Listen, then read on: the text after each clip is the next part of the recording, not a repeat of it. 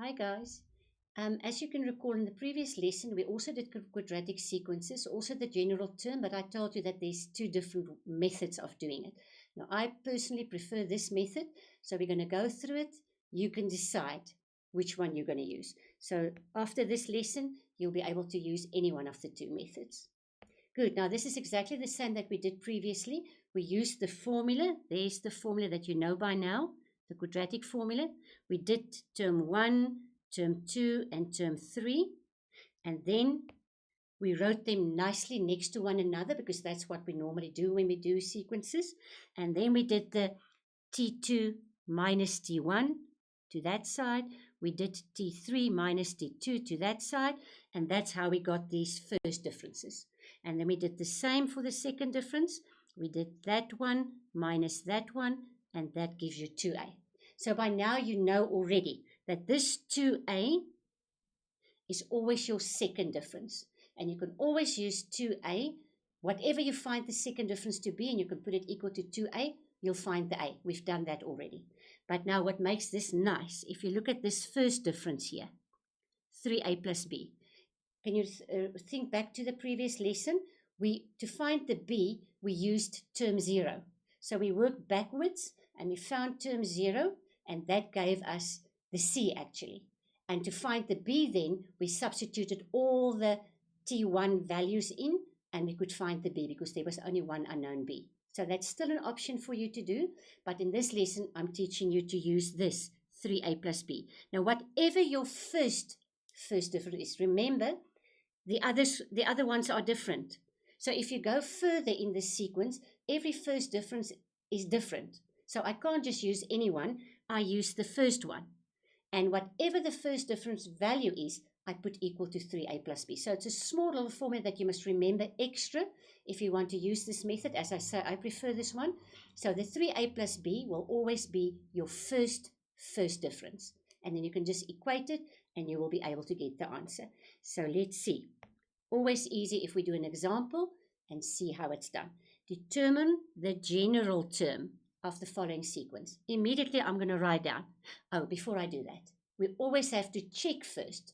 Is it now an arithmetic or a quadratic sequence? Now we know we're busy with quadratic, so we know it's going to be quadratic. But in a test or exam, you're not going to know. So it's always good to practice this. In any case, I'm going to check first before I write down any formula, because I can now either write down an arithmetic formula or I can write down a quadratic one if it's a test or exam question, this one, and it could just as well be. But I don't know which one to choose, so I need to check. So let's do the differences first. Always right minus left. It gives me 1. 10 minus 6 is 4. 17 minus 10 is 7. 27 minus 10 is 10. Now, we used this formula previously as well with the other method. So let's see. First difference, let's just write here first. You can see they're all over different. So it's definitely not an arithmetic sequence because then they would have been the same. So let's just check the second difference. 4 minus 1 is 3. 7 minus 4 is 3. 10 minus 7 is 3. So I can see that my second differences are all the same. So I know, there's my formula. Tn is equal to an squared plus bn plus c. The minute you've written down your formula, you know what to look for. I'm looking for the a and the b and the c. We always start off with the second difference because, as you can recall, 2a is always my second difference. When we use the letters instead of figures, we always got to the second difference as 2a. So I can always put my second difference equal to 2a, a little formula that you need to remember, and that will help me to find a, just the same as in the previous lesson. But now to find b, I'm going to use that formula, 3a plus b. Now remember what that was? We used this one now, the second difference. That one was the first difference. Remember, there are different first differences which have got different formulae, but if you always use the first difference, it will always be equal to 3a plus b, and in this case it is equal to 1. But remember, you now found a, so I can just rewrite this. Instead of writing a, I can write 3 over 2 plus b is equal to 1. The minute you've got one equation with one variable in, you can solve that variable. So I do not like the fraction, but let's just multiply first. 9 over 2 plus b is equal to 1. We never like fractions, but you know what? I want the b all alone. So in this case, you must always think what you want. In this case, I want the b. So if I multiply by 2 now, I'm going to get 2b, which is not what I want. So I'm going to rather just leave the b as it is, and I'm going to do 9 over 2 is 4.5. So 1 minus 4.5 gives me minus 3.5. Or you can do it in fractions. You can make it minus 7 over 2, whichever you like. Maybe I should just quickly show you. If you do not want to grab your calculator, although I know that lots of you are just grabbing your calculators, but if you don't want to do that, instead of having 1 there, you can make it 2 over 2. So if you take that over, 2 over 2 minus 9 over 2 will give you the minus 7 over 2. And as you can recall if you've done the previous lesson just recently, you'll recall that the b was actually minus 7 over 2, but we used a different method. We found t0, and with t0 we found the b. In this case, we just use this little formula, which you have to know off by heart, and we use this formula. Now, the only thing left is the c. And remember, if I use t1, it will always just be a plus b plus c, because remember, I made all the n's 1. What was your first term? 5. So that is equal to 5. Because I already found the a, which was 3 over 2. I should actually put it in brackets. I found the b, which was minus 7 over 2. I do not have the c yet, but now I've got one equation with one variable in, and I can solve it. Good. So you just add these two. 3 minus 7 is minus 4 over 2. Plus c is equal to 5. That means minus 2 plus c is equal to 5. That means c is equal to 7. And the minute you found that, you just write down Tn is now equal to, what was your a? 3 over 2 n square. Plus, what was your b? Oopsie, it was a minus. So let's rather make it a minus. It's just easier. Minus, because it's plus minus, which you can just replace with minus 7 over 2n, and your c was 7, and there is your equation. So we used a totally different method just for the b. So your two methods for the b is either to find t0 or to use this formula here. But that just means then you must remember this formula, and it's always the first difference. So I'm going to take it off. You're going to redo this. Please try the second method. If you find you don't like it better than the t0, then you just use t0 in the future. So there's everything written out neatly. There's the formula that you need to know now. So let's just highlight that. There's the formula that you need now for the first difference. There's the formula you need for the second difference. And for this one, you just need t1. And if you replace all of that in there, you will get your sequence. So there's nothing more to quadratic sequences than this. If you can do this, you can find any quadratic sequence. And that is an exam question, to find the formula. And then after you found the formula, they can ask different questions. So let's look at another example. Like this one, they've got more than one question. They give you the following sequence. There it is. They say write down the next term, T6. So actually, we can do T6 maybe just, or let's rather do it on the next page so that we have space. Because to do T6, I need to see my pattern, and I didn't have a lot of space there. So to do T6, let's do this. We're going to right-hand side minus left-hand side gives me 0. Right-hand side minus left-hand side gives me minus 4. Right-hand side minus left-hand side, be careful here, minus 6 minus 2 gives me minus 8. Right-hand side minus left-hand side, be even more careful, minus 18 minus 6 gives me minus 12. I can see all the first differences are different, so I know this is definitely not an arithmetic sequence. So now I'm going to check the second differences. Right-hand side minus left-hand side, second difference is minus 4. Right-hand side minus 8 minus 4 is minus 4. Right-hand side minus left-hand side minus 12 minus 8, which is plus 8, gives me minus 4. The minute I've done that, I can clearly see I've got to do with a quadratic sequence. So now in the first question, they did not ask me to find the formula. The first question just said, find the next term, the sixth term. Remember what we do? We work a little backwards. We check here. I'm going to work backwards. So I know this is also minus 4. Minus 4. What am I doing? Minus 4. So let's just check. What did I do with the minus 4? I said minus 8 minus 4 is minus 12. minus 12 minus 4 is minus 16. So there I get my first difference. Now I need to work back up to the sequence itself. Let's make sure what we've done. There we've done minus 6 minus 12 is minus 18. So minus 18 minus 16 gives me minus 34. If I've added correctly, and that should be then your sixth term. So you can just say, therefore, term 6 is equal to minus 34. Good. The second question, let's just get some space. The second question that, just wait a minute. We haven't got let's just quickly go back and make sure what we've got. We've found now T6, there it is. Oh, and we have to find the general term. Now, if you did not read that as we did in the beginning, and you get to determine the 20th term, if I don't have a formula, I can't determine the 20th term unless I write out the whole sequence, which you should not do. You're also not going to get a lot of marks for that. If we mark that at the end of matric, we only give you a mark for the answer because you haven't used the formulae. We are testing your methods. We are testing if you can use the formula and not write out 20 or 50 or 100 terms. Use the formula in order to get the answers. Good. So I also needed the general term. So I can quickly go back here because we know by now, if I take this second difference here, it should always be equal to 2a. And if I solve that a, it gives me minus 2. What do we do with the first difference, which is 0? It should be 3a plus b, and that is equal to 0. So you remember the pattern. The second difference is always equal to 2a.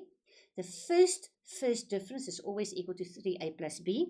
But because we already have the a, I just slot it in there. And it's now very easy. Minus 6, if I take it over, it becomes plus 6. So there I've got my a and my b. How do I find c? With term 1. Term 1 is just a plus b plus c. And what is your term 1? It is 6. But because I've got the a, minus 2, because I've got the b, 6, I've got one unknown left, and that will tell me what the c is. So 6 minus 2 is 4. If I take it over, it becomes minus 4, so c is 2. Therefore, Tn is equal to a, which is minus 2n squared, plus b, which is plus 6n, plus c, which is just plus 2. And there's your sequence formula. You cannot now divide by 2 because you see there's 2's all over and make it easier or smaller because it's a formula. There's a Tn on the left-hand side and that stays Tn because that is your formula that you're going to use for the rest of the sum. Good. Just one thing that is very interesting. Let's just use a different color. Did you see that all over I'm using the left-hand side numbers? So for the A, I used the second difference. For the B, I used the first difference. For the C, I used the first term. So it really forms a nice pattern. That's why I prefer this method. Then I do not have to go and find term 0 from term 1. I can just use the little formula 3a plus b. That is now if you are prepared to learn this little formula and that little formula, which is actually quite easy enough so that you can just learn it. Good. Let's look at the next question. The next question says, find T20. Now, I just wrote the equation here. This is the equation we found just now. If they say find T20, they could have asked you find the 20th term. Remember what I said? The minute they say 20th or 3rd or 4th, you know it's the N that they're talking about. It's not the T, so I could replace the N with 20. If I replace that N with 20, I just make brackets, and I replace all N's with 20, 20, 20, and you do this on your calculator. I'm not going to do it now because you're going to check it on your memo, the proper memo, so you just do it and you get your answer. So that was question 2. Then there was also question 3. Which term, I'm just going to write it here, which term equals minus 6838? Now, before I carry on, what are they asking here? Which term? So they ask, do they ask the T or do they ask the M? This value that they gave you here, which term equals? So they tell you this doesn't look like term. They tell you the term equals that. So they tell you the t equals that. Remember, you always use the first letter. So the term equals that. So what are they asking you? The n. Which term? The 100th or the 50th? So they're asking you the n. And remember what I said, many pupils confuse the t and the n, but you shouldn't. Because if you just listen to the word, it tells you exactly. They gave you the term. There's the t. So they gave you the t. So I'm going to write down my formula. Tn is equal to minus 2n squared plus 6n plus 2. Because they gave you the t, I'm going to replace the t with minus 6838. They did not give me the n. This is my question. And there you have your equation. Once you've got an equation with just one variable in, you can solve that equation. But can you see the squarey thing there? The minute you've got a square in an equation, you need a 0 on the one side so that you can factorize. Now, if you're clever, you'll see this minus 2n is not what I like. I don't ever want a minus in front of the n square or x square. So I'm immediately going to take all this stuff to the left-hand side. So I'm going to make 2n squared minus 6n minus 2, and this minus 6838 is still here, and there's my 0. If I do not have a 0 on the one side, I can't factorize. I'm just going to simplify this a bit. 2n squared minus 6n minus 6840 is equal to 0. And now I see all even numbers. So just to make it easier, I'm going to do this. 2 go in there. 3, 4, 2, 0 is equal to 0. Good. Now, if you look at this, you'll see it's a very big number at the back, and it's a normal trinomial. So hopefully there are two figures that can multiply with one another, and that will give you 3420, but they will also give you the term in the middle. Now, I don't know if you know, but offhand, I can't tell what must you multiply with what in order to get 3,420. If you can, you're clever. Good luck for you. Good for you. But now, most of us cannot do that. So if that is difficult and you don't want to sit for half an hour trying 40 times this, oh, maybe 60 times this, maybe 20 times this, there's always another option. You remember the formula? I always call it the ugly formula because it looks ugly to people that doesn't know maths, but luckily we do know maths. And we know there's a formula that says minus b plus or minus the square root of b squared minus 4ac all over 2a. That will always give you a quadratic equation's two answers, either the plus square root answer or the minus square root answer. So because I do not know what times what is 3,420, to make my two nice factors, I'm going to just use this. So I'm going to do my empty brackets. Remember, whenever you do something like that, empty brackets minus 4ac all over 2a.